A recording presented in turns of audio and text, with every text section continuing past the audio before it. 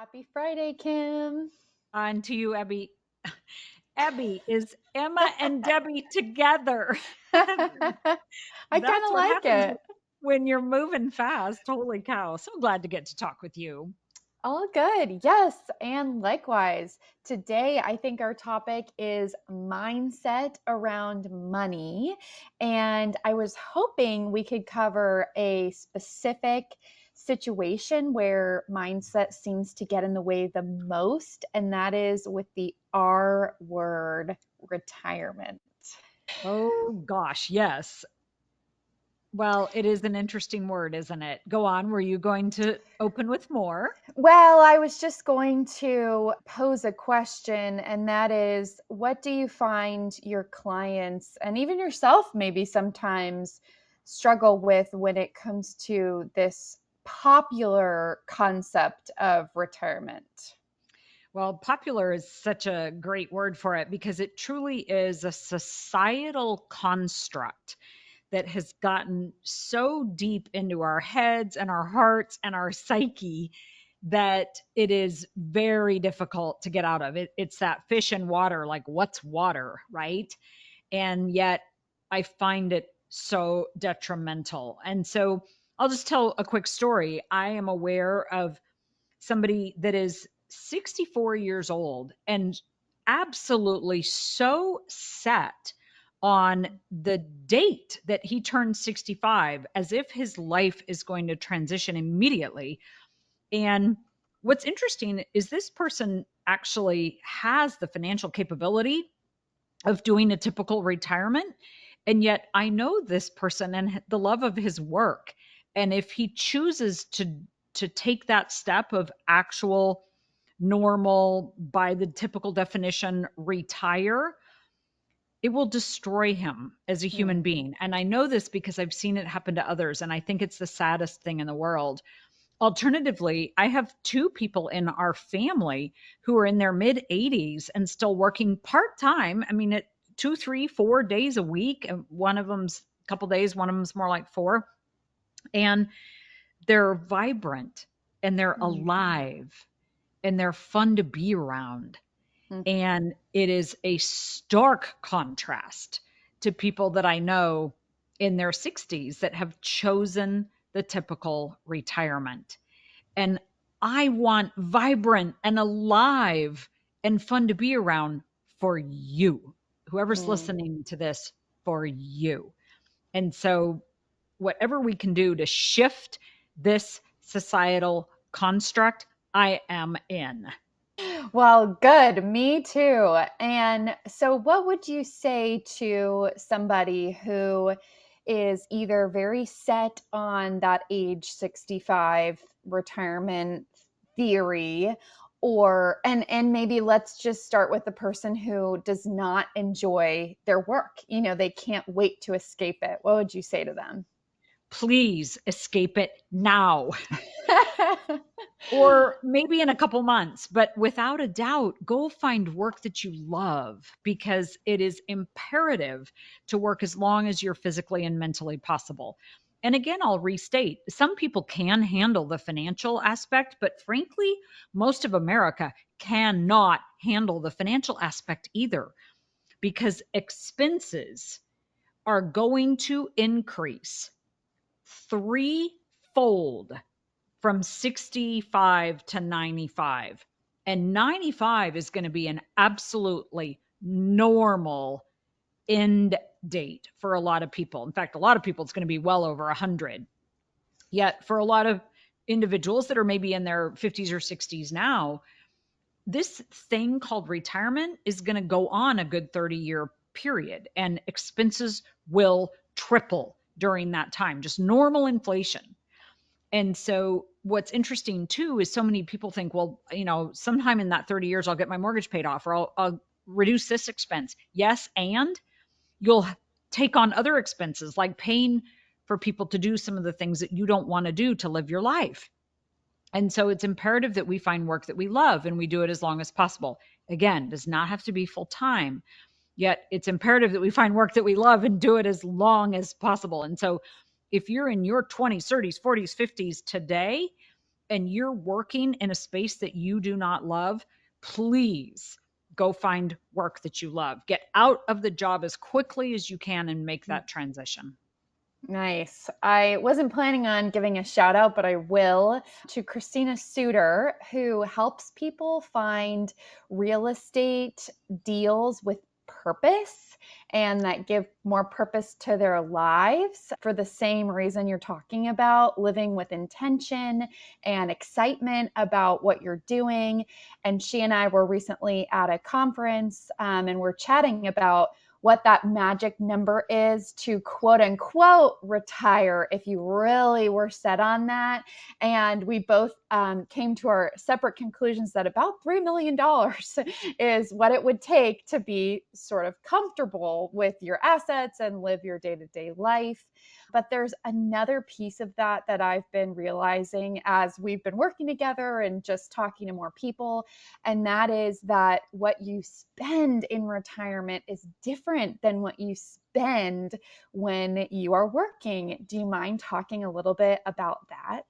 Yes, well, the famous Todd Langford quote, full disclosure, my husband, Truth Concepts owner, is when every day is a Saturday, are you going to spend less?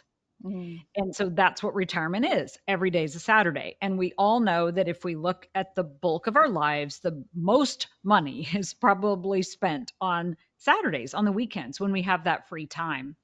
And so there's nothing more sad than thinking about a life full of Saturdays and having limited financial resources with which to live it.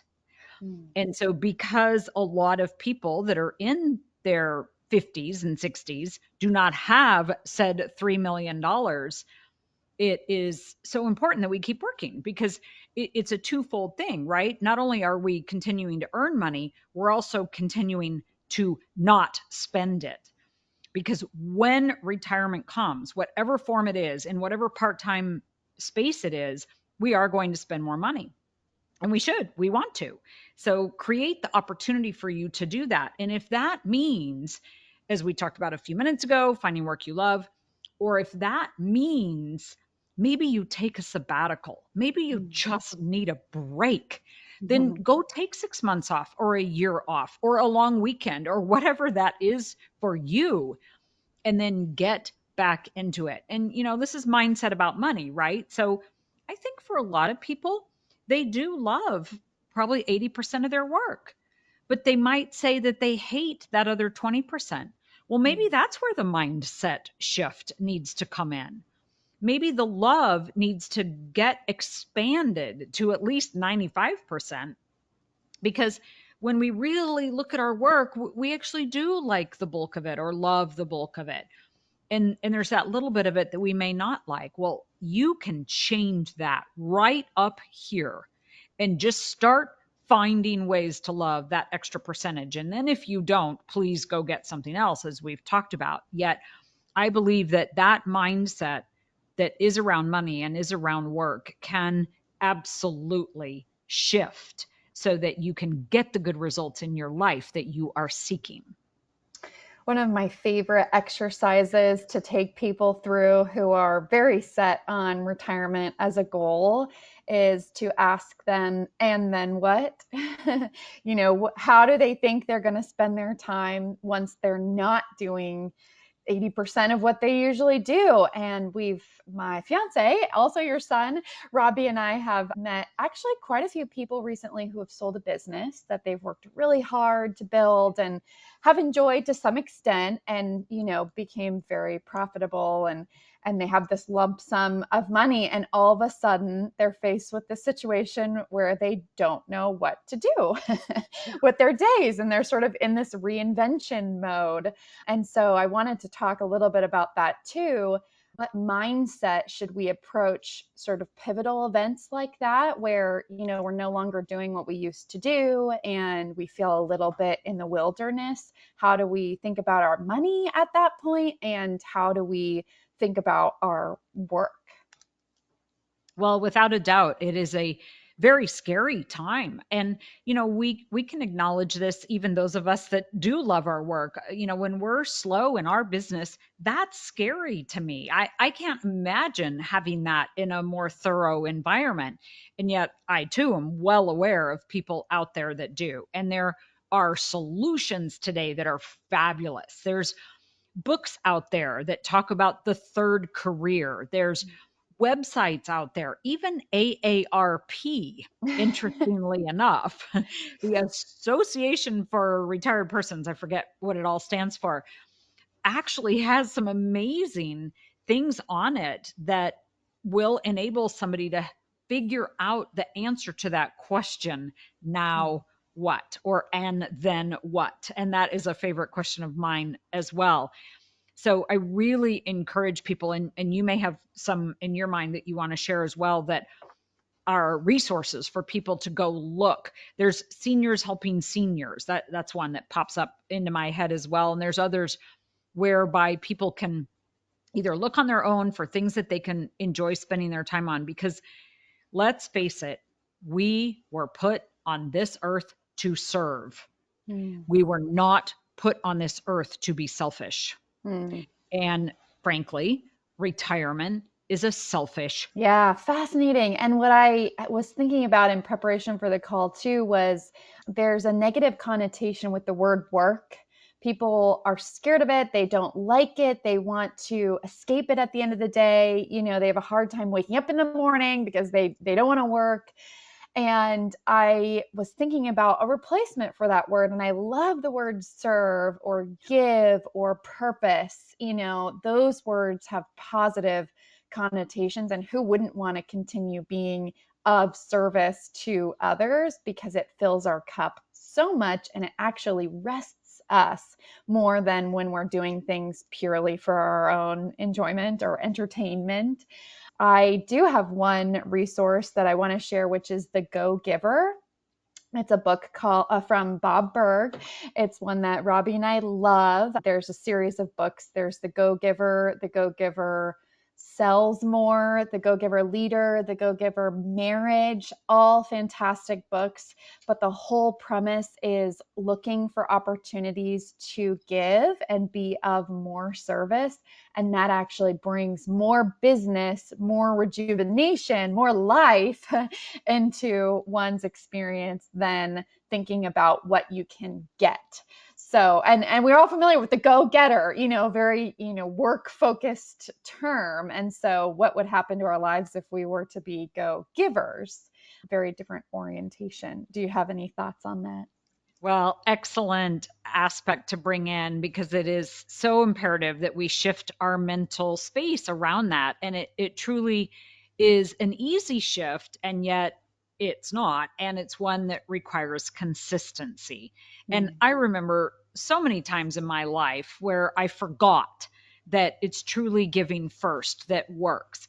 And I would go into an opportunity with the goal of getting and mm, fail. mm, And I was actually just listening to a conversation recently where somebody has some struggles in a particular area in their life.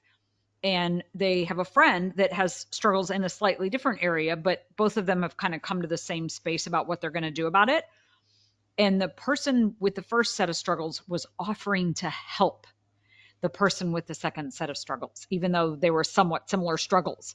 And that was such a great example of this is how we get out of it. We serve, right? We offer help, even at sometimes when we're not feeling like we have our acts together in this space ourselves at all.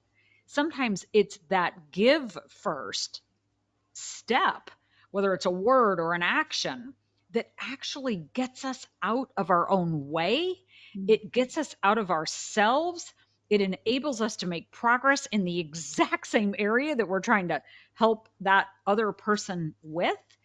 And so if somebody's listening to this and just feeling like, I'm so stuck in this space, go find somebody else to help that's stuck in a same or similar space. mm. Beautiful and biblical. What blesses Exactly. one, blesses all.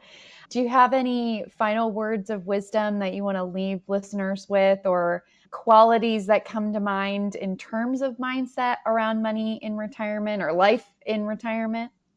Well, I first want to lay out a numerical fact that we've shared before, but so bears repeating in our time together today. And that is that if you do the math, age 87 is the new 65. And so just acknowledging that age 65 was picked sometime in the 30s, it was never advanced. And as our life expectancy has literally moved from the 60s to the 90s, it is imperative that we understand that age 87 is the new 65.